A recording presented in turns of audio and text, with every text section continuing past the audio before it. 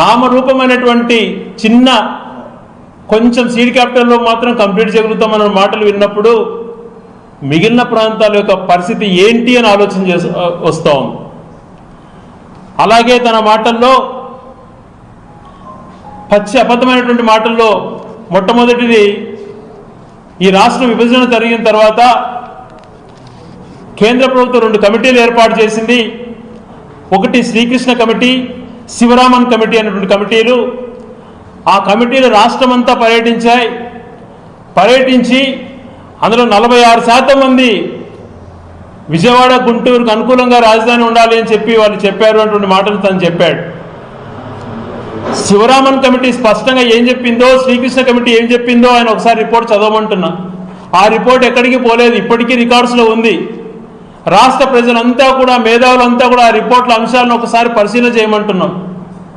ఆ కమిటీ ఇచ్చినటువంటి సూచనలను పక్కన తోసి, ఆ కమిటీ ఏదైతే రాష్ట్ర శ్రేయస్సు కోసం ఆలోచన చేసి చెప్పిందో ఏ ఒక్కటి పాటించకుండా తన ఇష్టారీతిన అవినీతికి తెరలేపి ఇన్సైడర్ ట్రేడింగ్ అనేటువంటి దానికి రూపకల్పన చేస్తూ అక్కడ వస్తుంది ఇక్కడ వస్తుంది రాజధాని అని చెప్తూ 100 ఎకరాలు బినామీలతో కొన్ని రాజధాని అనౌన్స్ చేసుకొని దాంతో రియల్ ఎస్టేట్ వ్యాపారం చేసుకుంటూ ఈరోజు కమిటీ సిఫార్సు చేసింది అన్న మాట మాట్లాడడం ఎంతవరకు నిజమో ఒకసారి సూటిగా చెప్పమంటున్నాం.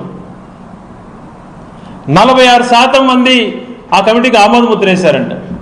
ఆ కమిటీకి సంబంధించి ప్రజల అభిప్రాయాలు ఎక్కడ సేకరించారా? ఎంతమంది దగ్గర మీరు సేకరించారు? మరి 54% వ్యతిరేకించారన్న మాట కూడా నేను నోటి ఎందుకు చెప్పలేకున్నావు? అక్కడ ఏ ప్రాంతం గురించి కూడా ఎవరు వ్యతిరేకంగా ఉండరు.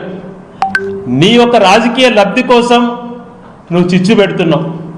మరి ఒకసారి చెప్తున్నాం చంద్రబాబు నాయుడు గారు, నీకు అనేక విషయాలు ఈరోజు నువ్వు చెప్పినటువంటి మాటలన్నీ కూడా మేము ఆన్సర్ చేస్తాం. ల్యాండ్ పూలింగ్ అని చెప్పి మభ్యపెట్టావు. 25,000 ఎకరాలు 35,000 ఎకరాలు నేను చూసి ఇచ్చారంటున్నావు.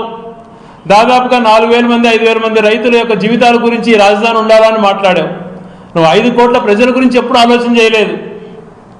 అక్కడ ఉన్నటువంటి రియల్ ఎస్టేట్ కోసమో, అక్కడ బినామీలుగా మీరు కొన్నటువంటి ల్యాండ్స్ కోసమో మీరు ఆలోచన చేశారు.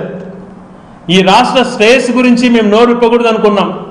మంచి జరగాలి, నువ్వు ఎటువంటి వాడివైనా కూడా పర్వాలేదు, నీ ఆలోచన దుర్మార్గంగా ఉంటాయని తెలిసినా రాష్ట్ర శ్రేయస్సు రీత్యా ఏ రోజు కూడా మేము కాంట్రవర్సీ చేయాలని ఏ రోజు అనుకోలేదు.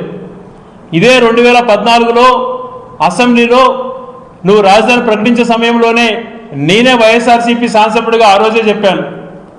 ఈరోజు నువ్వు చెప్తున్న మాటలు, ప్రతి పట్టణానికి ఎయిర్పోర్ట్, ప్రతి జిల్లాకి ఎయిర్పోర్ట్, ప్రతి జిల్లాకు టెక్స్టైల్ పార్కులు అన్నీ ఇచ్చావు మాకు పేపర్లు, నీలో చిత్తశుద్ధి ఉండదు, నువ్వు ఎక్కువగా కూడా చెప్పేదానికే ప్రాధాన్యత ఇస్తావని చెప్పి ఆ రోజే చెప్పాను.